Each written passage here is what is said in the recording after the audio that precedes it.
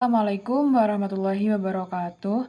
Sebelumnya perkenalkan, saya Anggi Putri Fernanda dari Prodi Hukum Ekonomi Syariah kelas 6C dengan NIM 054042209090. Pada video kali ini saya akan menjelaskan materi saya untuk memenuhi tugas mata kuliah mediasi HES dengan judul Efektivitas Penyelesaian Sengketa di Luar Pengadilan Melalui Proses Mediasi. Materi yang akan kita bahas pada video kali ini ada 6 materi, yaitu yang pertama, pengertian efektivitas, yang kedua, pengertian mediasi, yang ketiga, kelebihan penyelesaian sengketa di luar pengadilan, yang keempat, dasar hukum mediasi di luar pengadilan, yang kelima, prinsip dasar mediasi, dan yang terakhir, kualitas seorang mediator. Untuk materi yang pertama, yaitu tentang pengertian efektivitas. Kata efektif berasal dari bahasa Inggris efektif, yang berarti berhasil atau segala sesuatu yang sudah dilaksanakan telah berhasil dengan baik. Sedangkan efektivitas sendiri adalah unsur pokok yang digunakan untuk mencapai suatu tujuan, baik dalam organisasi, kegiatan, ataupun program tertentu. Disebut efektif itu jika tujuan yang telah ditentukan sudah tercapai. Selanjutnya yaitu pengertian mediasi. Secara etimologi, mediasi berasal dari bahasa Latin mediar yang artinya berada di tengah. Sedangkan menurut Munir Fuadi, mediasi itu adalah suatu proses penyelesaian sengketa berupa negosiasi untuk memecahkan sebuah masalah dan dibantu oleh pihak ketiga dari luar yang bersifat netral dan tidak memihak salah satu pihak dengan tujuan akhir menemukan solusi dan memuaskan kedua belah pihak.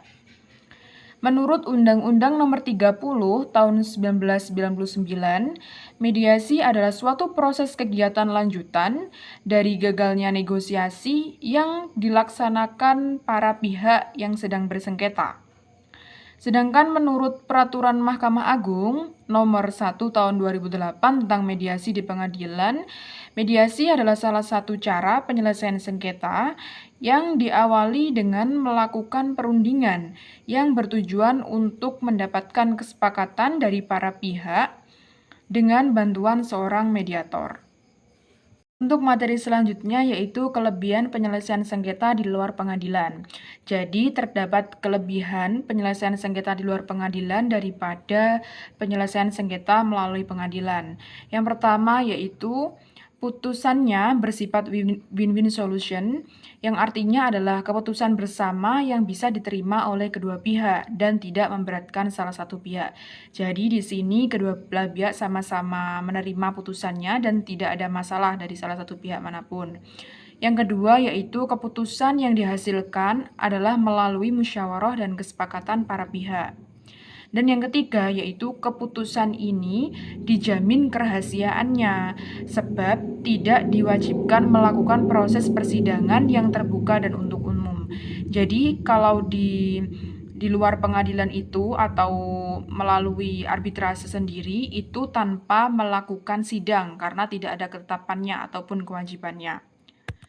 Dan bedanya kalau melalui pengadilan itu, kalau pengadilan yang pertama, keputusannya bersifat adversarial, yang artinya keputusan yang dihasilkan tidak bisa merangkul kepentingan bersama, sebab terdapat pihak yang menang dan juga pihak yang kalah. Selanjutnya, salah satu pihak akan merasa tidak puas sehingga akan menimbulkan persoalan baru. Dan yang ketiga, penyelesaian sengketa melalui pengadilan itu lambat dan prosesnya lama. Yang terakhir yaitu adanya biaya perkara yang relatif mahal. Jadi dari kelebihan dan kelemahannya di sini, masyarakat Indonesia lebih memilih alternatif penyelesaian sengketa di luar pengadilan. Salah satunya yaitu mediasi yang sedang kita bahas saat ini.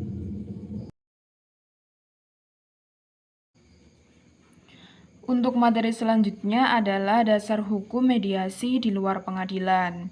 Yang pertama yaitu Undang-Undang Nomor 30 Tahun 1999 tentang Arbitrase dan Alternatif Penyelesaian Sengketa.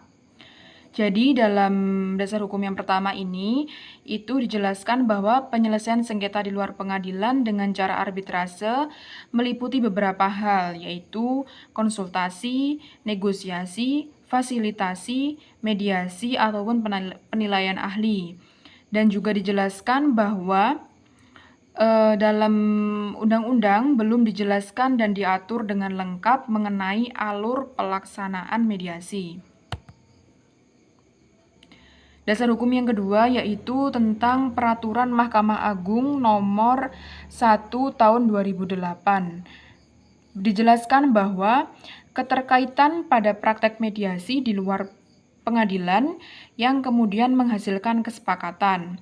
Dan hal ini dijelaskan pada pasal 23, yaitu tentang prosedur hukum untuk mendapatkan akta perdamaian atau mediasi di luar pengadilan.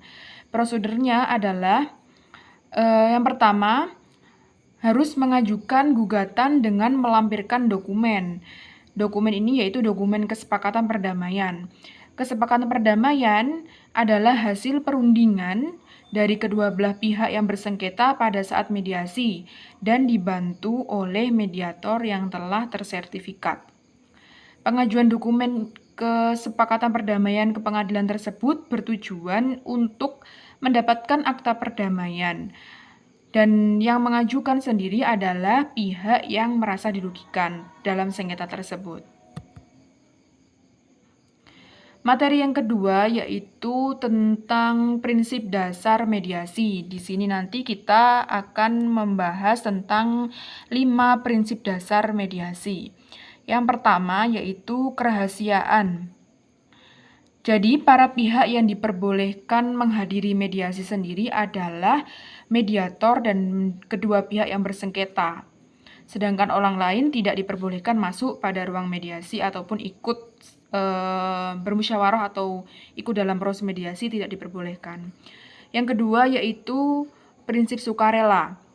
Jadi, masing-masing pihak yang bersengketa datang ke tempat mediasi atas rasa sukarela masing-masing atau atas kesadaran dirinya masing-masing tanpa adanya paksaan dari pihak luar. Yang ketiga yaitu prinsip pemberdayaan. Maksudnya di sini adalah bahwa seseorang yang hadir ke tempat mediasi berarti mereka itu mampu untuk merundingkan dan menegosiasikan masalahnya sendiri. Jadi mereka ada niatan untuk menyelesaikan masalahnya sendiri dan kemudian bisa mencapai kesepakatan sesuai dengan keinginan mereka. Jadi mereka datang untuk mendiskusikan masalahnya, untuk mencarikan jalan keluar, dan juga ingin mencapai kesepakatan sesuai dengan yang mereka inginkan. Prinsip yang keempat yaitu netralitas. Jadi peran mediator pada saat mediasi hanya memfasilitasi saja. Sedangkan isi dan keputusan itu tetap berada pada pihak yang bersengketa. Dan prinsip yang kelima yaitu solusi yang unik. Suatu solusi atau penyelesaian sengketa yang didapatkan dari mediasi tidak wajib sesuai dengan standar legal tertentu, tapi bisa didapatkan dari proses kreativitas. Jadi maksudnya proses kreativitas itu nanti bisa dirundingkan antara kedua belah pihak. Mereka mau menyelesaikan permasalahan itu lewat apa, menggunakan cara apa, sesuai dengan keinginannya dan sama-sama suka, tidak boleh adanya keterpaksaan. Oleh sebab itu, kesepakatan dari mediasi akan lebih banyak mengikuti kemauan dari pihak yang berperkara. Untuk materi selanjutnya yaitu tentang kualitas seorang mediator. Jadi, kualitas seorang mediator sendiri itu merupakan sesuatu yang penting ya bagi kita yang memiliki permasalahan dan memilih jalan keluar melalui alternatif mediasi di luar pengadilan. Yang pertama itu yang perlu kita perhatikan bahwa kualitas seorang mediator berupa kemampuan, kapasitas, dan juga kredibilitasnya sedikit banyak berpengaruh terhadap putusan yang dihasilkan pada mediasi. Mediator juga mempunyai peran yang begitu penting dalam menjembatani para pihak yang bersengketa. Para pihak yang saling mencemarkan nama baik, bermusuhan, dan tidak saling percaya. Jadi di sini peran mediator begitu penting.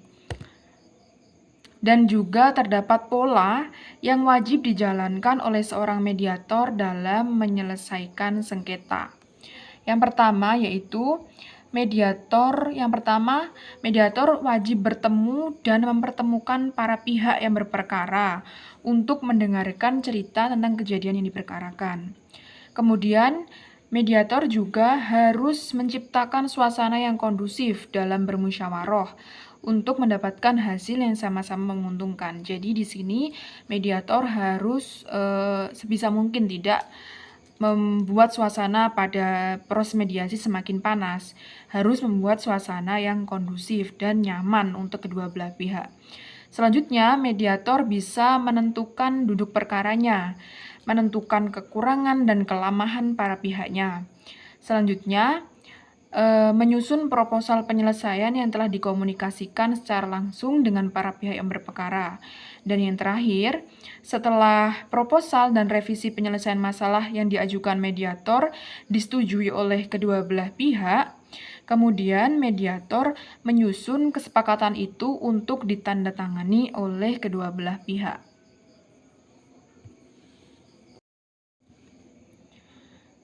Jadi kesimpulan yang dapat kita ambil dari video saya ataupun materi saya yaitu efektivitas penyelesaian sengketa melalui mediasi di luar pengadilan akan tercipta di Indonesia apabila para mediator bisa menerapkan 5 prinsip mediasi yang telah saya jelaskan tadi. Dan selain itu, masyarakat juga harus pandai dalam memilih mediator yang berkualitas sebab akan berpengaruh terhadap putusan yang dihasilkan di akhir mediasi nantinya.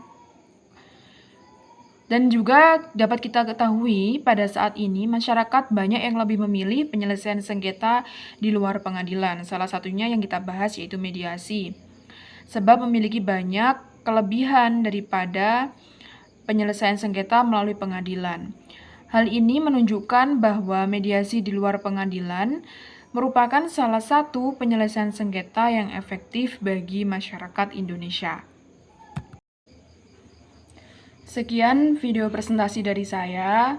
Kurang lebihnya mohon maaf. Akhir kata dari saya, wassalamualaikum warahmatullahi wabarakatuh.